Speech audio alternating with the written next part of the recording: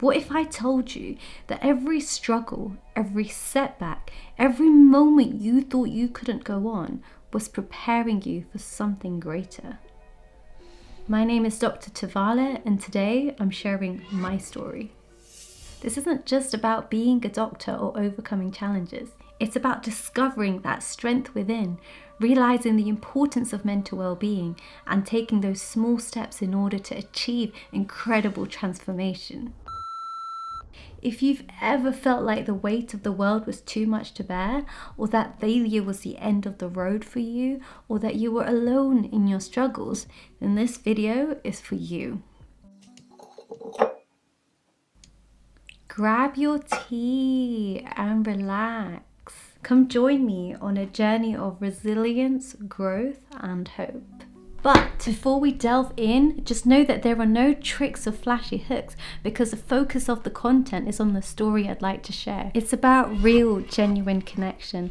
My story could resonate with some of you out here, even if we've walked different paths. But if you've ever felt lost, overwhelmed, or like life keeps throwing curveballs, then I hope from this video and in upcoming ones, you'll gain some inspiration and some hope. Let's dive in. I thought the best approach to structure this video is in the form of a roadmap to mental well-being, split into chapters. So let's begin. I was born to a loving family in East London in the 90s. Yep, I'm an OG millennial. I have an older brother who's always been my protector, though I'm not too sure how much protection I actually got when he was the one trying out all the WWE moves on me at home. But growing up, it wasn't all that easy. My father is unwell and my mum is his carer, and most of our relatives are abroad, and therefore they did their best to support my brother and I as much as they could, and to raise us in a way that we are rich in values and in love. We also moved constantly. For instance, when I was in year 7, I lived in 3 different flats. Talk about a never-ending game of musical chairs. And each time we moved, I felt like having to start over and over again. And that instability shaped the way that I saw the world, where I struggled to find a sense of belonging and balance in a world that felt unpredictable. There was always that sense of uncertainty, and because of that, I never really felt quite settled. But through it all, I learned how to adapt, and I learned that even in the most difficult times, it's still possible for you to find ways to keep going and learn how to deal with change. And although the instability was overwhelming, I learned another valuable lesson. In life, circumstances change, people change, but you have to find that strength within yourself to keep going and keep moving to what is meant for you. School was, let's just say, it wasn't an easy walk in the park. I went to a state comprehensive in London, and let me tell you something! Let me tell you something! Wait. It was tough. It was so rough.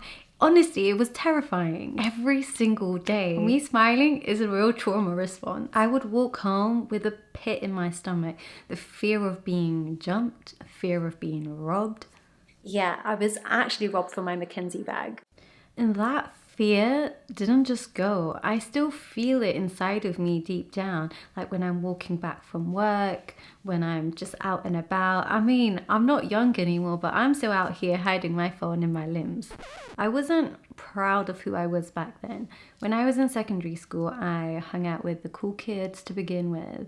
And, I was a little bit sassy when the teacher asked where the homework is, a little bit rude with a little bit of an attitude. Basically everything my brother never was. But here's the fun part. I didn't actually enjoy it.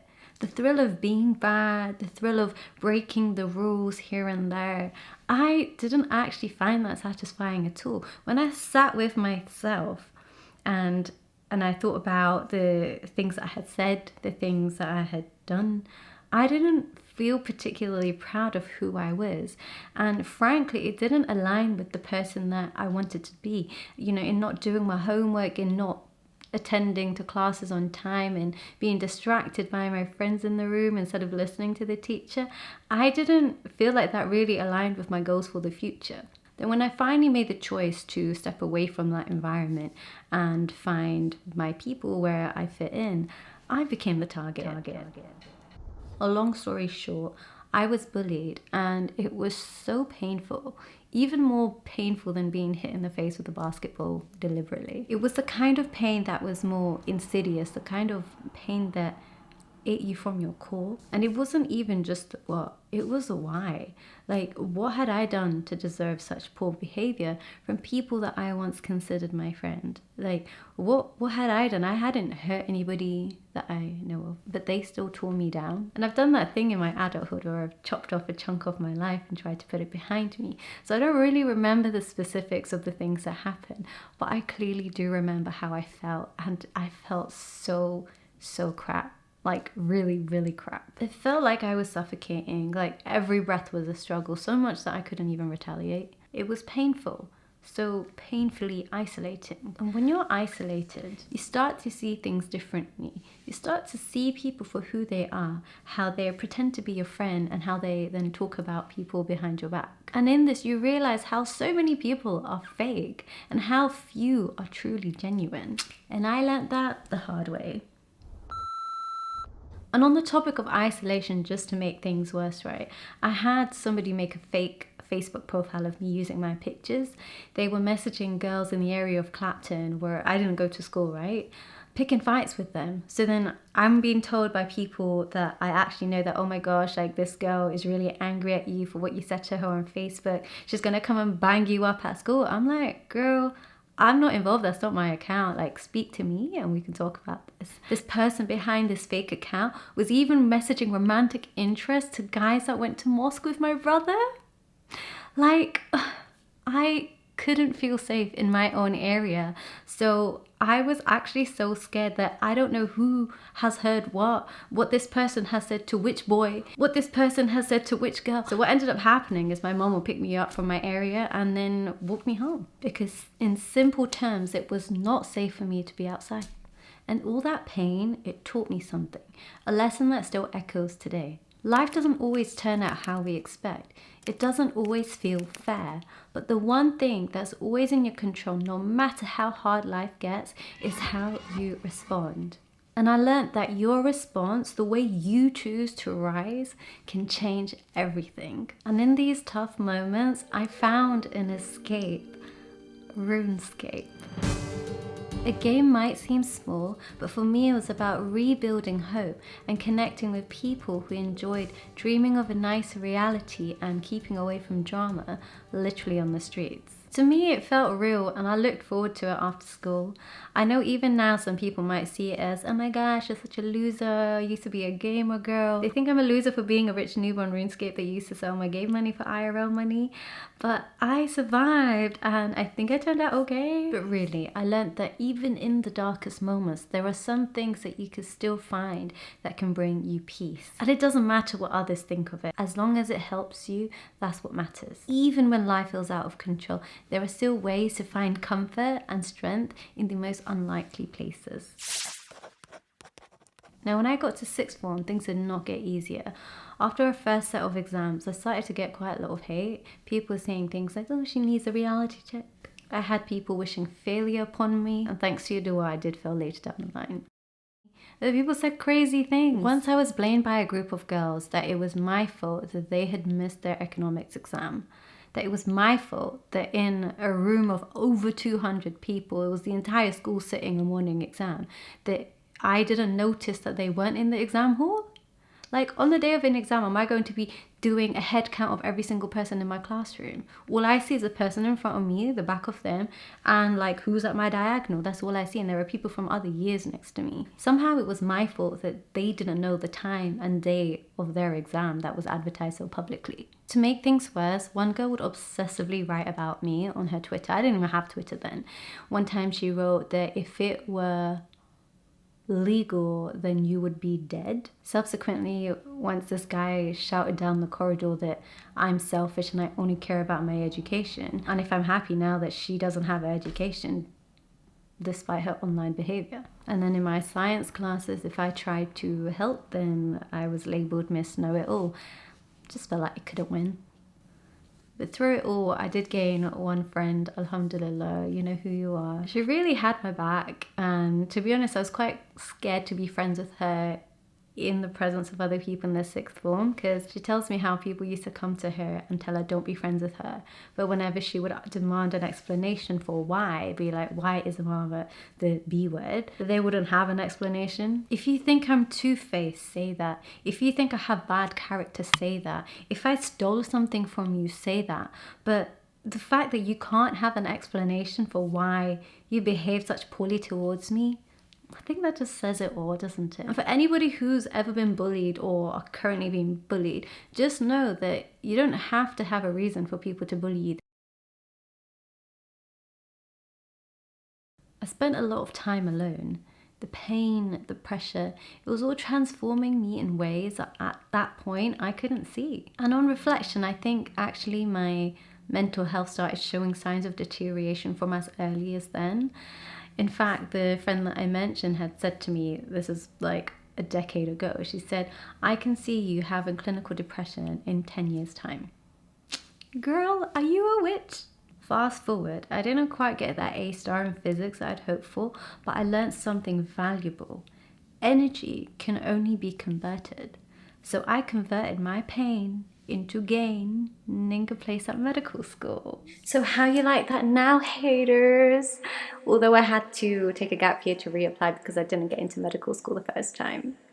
Despite the negativity, which I now know to have stemmed from jealousy, I had one teacher who used to share a lot of his childhood experiences with me as a gifted child. His stories resonated with me, and hence I'm sharing my experiences with you guys. It acted as a reminder for the fact that what I have is unique. And even as early as then, I started to see jealousy with compassion. Like, oh, you want to be like me, but you can't, so now you're angry. Like, if somebody's angry at something that they're deficient in, how can you be angry at them? So now, rather than seeing that bad behavior as something personally and allowing it to degrade my own sense of self, it allowed me to let go of anger and actually build confidence. You let go of what am I doing wrong? You let go of I am not enough. And you begin to accept yourself in your values, in your talents, in your good looks, and in your health. You start to live with meaning and authenticity. And it's because of this isolation I experienced in constantly being let down in loyalty that I chose to walk my own path. Although, being the younger sibling and all, I copied my brother because I'm his shadow. Even on results day, which I went to with my brother, I got the only A stars in the sciences, and nobody congratulated me apart from a guy in the year below on the way out. And I couldn't be happy because A, people around me weren't, and B, when people aren't happy within themselves, they struggle to be happy for other people's achievements, right? And I remember feeling like I've worked so incredibly hard, and what for? Despite all of this, I ended up being featured in the London Evening Standard for my achievements, and that's when people higher up in the profession wrote me emails to congratulate me on the success stories they read in the papers. So she needs a reality check. And that is the moment when I started to actually deep my own achievements, that maybe what I did is actually worth writing home about. That despite these years of struggling, I did something. That perhaps I am destined to do something outside of being a hood rat. That perhaps I have what it takes to heal my community. That perhaps I can be the change. That perhaps I can give to those in my community what I only wish I had growing up. And during my gap year, I was invited to quite a few different places to give talks, and I thought the only reason they were asking me to do it is because I would do it for free. But now I see my story was inspiring. It was worth sharing. It is worth sharing with people who can benefit from hope, that I can exist as a reminder that you are going to have brighter days ahead. I know that some people might watch this and think I'm bragging, but here's the thing. I believe in making an impact for the better wherever I go. I'm committed to being the healing hand. Anyway, this is getting over long, so I think I'll split the video into 2 parts. I'll highlight in the next video the reason I'm sharing this with you guys. I promise it's not me just coming onto the internet to sulk, because that's what journaling is for. You know, like tears and tea and all. The paper absorbs it quite well. I feel like once you understand where I've come from, what I've been through, then you'll understand my purpose better. And if aspects of anything I've said today resonates with you, I hope that from my future videos you'll obtain value. So make sure you've got the notification bell so you don't miss it. You are never, ever alone in your struggles. We are all in this together and we'll get through it as God wills. Remember, the hardest times in your life often lead to the most incredible transformations. Remember, energy can only be converted. Turn your pains into gains, yeah? And don't be afraid of the struggle. It's only going to turn you into somebody even more strong. If you've struggled, you'll learn compassion and empathy. And if you're still watching, you are already on the path to growth. So whatever you're going through, just know that resilience isn't about being immune to pain. It's about how you rise when you fall and how you keep going even when it feels impossible. You are stronger than you think. Mental health isn't a luxury, it's a necessity for living a fulfilled life.